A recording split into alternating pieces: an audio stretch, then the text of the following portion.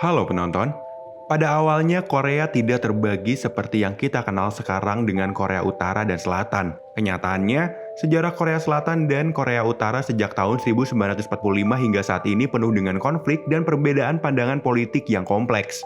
Sehingga sulit untuk mengatakan bahwa kedua negara tersebut pernah bersatu secara resmi pada awalnya. Selama kurang dari 500 tahun, semenanjung Korea berada di bawah kekuasaan dinasti Joseon hingga 1910. Namun semuanya berubah sejak Jepang masuk yang kemudian pada akhirnya menyerah tanpa syarat kepada sekutu.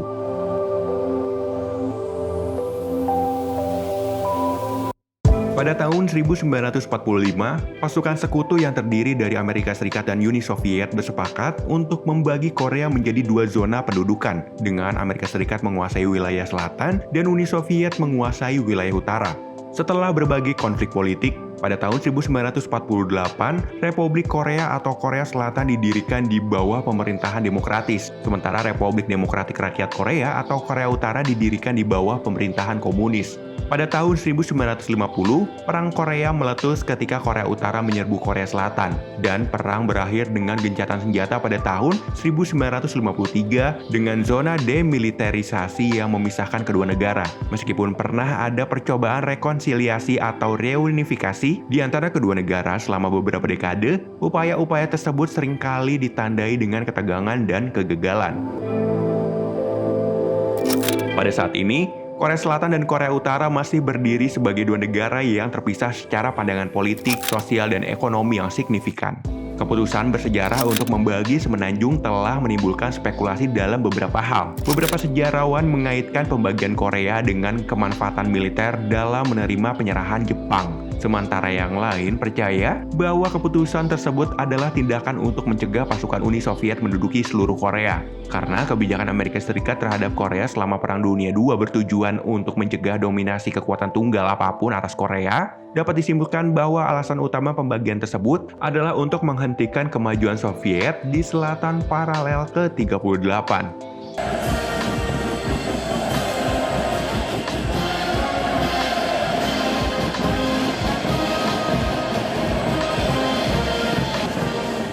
Jika Korea tidak pernah terbagi, maka kemungkinan besar negara Korea akan menjadi negara yang lebih besar dan kuat secara politik dan ekonomi. Mungkin saja negara itu akan menjadi salah satu negara terkemuka di dunia, lebih dari yang kita kenal hari ini karena didukung sumber daya alam yang melimpah dan sumber daya manusia yang mumpuni. Tanpa pembagian tersebut, tidak akan ada perang Korea yang mengakibatkan kerugian besar baik dari segi manusia maupun materi. Juga tidak akan ada ancaman perang nuklir dari Korea Utara yang mempengaruhi stabilitas politik dan keamanan di kawasan Asia Timur.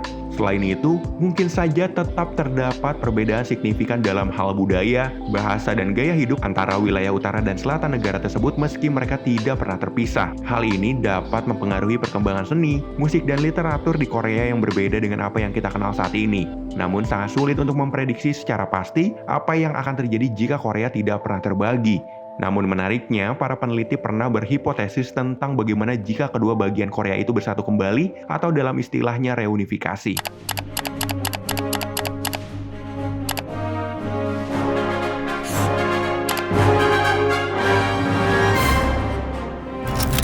Menilik peluang damai Korut Korsel, hipotesis reunifikasi Korea sering dibandingkan dengan negara-negara lain yang pernah terbagi dan bersatu kembali, termasuk Jerman dan Vietnam. Namun ternyata reunifikasi Korea lebih kompleks karena terdapat banyak kesenjangan dan perbedaan. Jika memang reunifikasi Korea terjadi, butuh waktu yang sangat lama dan dana yang sangat besar. Dana sangat besar dibutuhkan di awal proses reunifikasi dan bahkan saat proses penyatuan itu.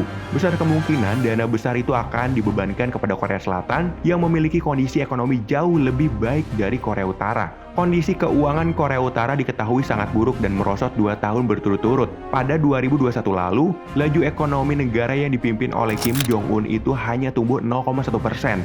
Lalu pada 2020-nya, ekonomi Korea Utara anjlok 4,5%. Itu adalah angka terburuk sejak 1997. Bahkan sebelumnya di 2008 juga, GDP Korea Utara masih lebih rendah dari tahun 1992. Kondisi tersebut membuat Korea Selatan yang jauh lebih maju mengalami beban berat yang akan menelan biaya hingga 1 triliun US dollar. Atas dasar itu, kemungkinan menciptakan krisis atau stagnasi ekonomi. Pada September 2009, Goldman Sachs menerbitkan makalah ekonomi global yang menyoroti secara rinci potensi kekuatan ekonomi Korea jika bersatu. Reunifikasi ini digadang-gadang mampu melampaui negara G7 seperti Kanada, Jerman, Prancis, Italia, Inggris, dan mungkin Jepang dalam masa 30 hingga 40 tahun setelah reunifikasi terwujud, dengan potensi PDB lebih dari 6 triliun US dollar pada tahun 2050. Tenaga muda yang dilatih dan sejumlah besar sumber daya alam yang berasal dari utara lalu dikombinasikan dengan teknologi maju, infrastruktur dan modal dalam jumlah besar dari pihak selatan disebutkan sebagai faktor potensial yang dapat mendorong pertumbuhan ekonomi setelah reunifikasi. Menurut beberapa pendapat, Korea Bersatu bisa terjadi sebelum tahun 2050. Orang Korea di selatan dan utara telah menjalani kehidupan terpisah selama hampir 78 tahun. Namun, sejarah Korea dan ingatan kolektif bahwa mereka pernah bersatu merupakan pengingat yang nyata bagi mereka. Contohnya saja di kedua Korea, sejarah penolakan kolonialisme Jepang merupakan sumber nasionalisme yang penting. Bahkan siswa Korea Utara dan Selatan belajar tentang gerakan kemerdekaan 1 Maret 1919 di sekolah-sekolah mereka. Many North Korean defectors risked their lives crossing the river border with China, then making the long trek through third countries like Vietnam, Laos, or Thailand to reach the south. So why would anyone want to leave the bustling, wealthy South Korea to return to a life of repression in the north?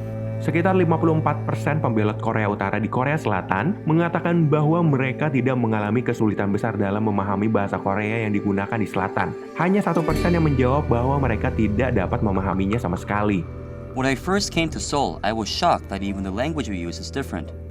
South Koreans use a lot of words combined with English, like hanamatu, making day-to-day communication difficult. Ketika penyatuan terjadi, pemerintah harus mengantisipasi dan memfasilitasi warga Korea Utara terkait hal-hal yang menunjang kehidupan mereka, karena perlu disampaikan bahwa terdapat lebih dari 30.000 pembelot utara di Korea Selatan dan tidak semuanya bahagia dengan kehidupan mereka di sana. Im Ji-hyun, a North Korean defector who fled to the south in 2014 and became a TV personality, disappeared in China in April. Then in early July, Im appeared in a North Korean video tearfully saying her life in the capitalist South was like hell. 어제 육체적 고통과 정신적 고통이 따르는 그런 것들이었습니다. 여기 사회 좀 못하고. Yes, I struggled financially, doing hard labor for many hours a day. My daughter also had a tough time. Her classmates bullied her and called her a commie for being a North Korean defector. But we were able to bear through it because we were here together as a family. Begitu orang-orang Korea digabungkan, terutama untuk wilayah utara, mereka berpotensi akan kaget karena harus melakukan semuanya sendiri. Terserah mau melakukan apa untuk menunjang hidup mereka karena itulah kehidupan dalam masyarakat demokratis yang berlaku di selatan. Tapi di utara dengan budaya masyarakat komunis, mereka sudah terbiasa dengan kebutuhan dasar yang datang dari pemerintah. Mereka tidak terbiasa dengan masyarakat yang kompetitif, jadi mereka harus juga diberi kesempatan untuk bisa bekerja di Samsung, Hyundai, dan tempat lainnya untuk mampu beradaptasi. Orang utara sebenarnya memiliki tingkat kompetensi tertentu, terutama dalam bidang teknik dan fisika. Tetapi untuk menjadi entitas industri seperti selatan, mereka harus difasilitasi karena besar kemungkinan orang-orang selatan pada masa-masa awal reunifikasi tidak akan begitu saja membukakan kesempatan. Ya, itu semacam diskriminasi. Economic hardship is one difficulty, with the unemployment rate 3 times higher for North Koreans than South Koreans. But family separation and discrimination is a bigger problem for those resettling in the South. Reunifikasi Korea bukan berarti selatan kaya, utara miskin, dan selatan akan membantu utara. Penyatuan ini harus berlandaskan kemitraan sejati di mana selatan mengakui sumber daya manusia dan sumber daya alam yang mereka miliki, begitu pula sebaliknya. Sekian dulu untuk konten kali ini, terima kasih banyak, sampai jumpa.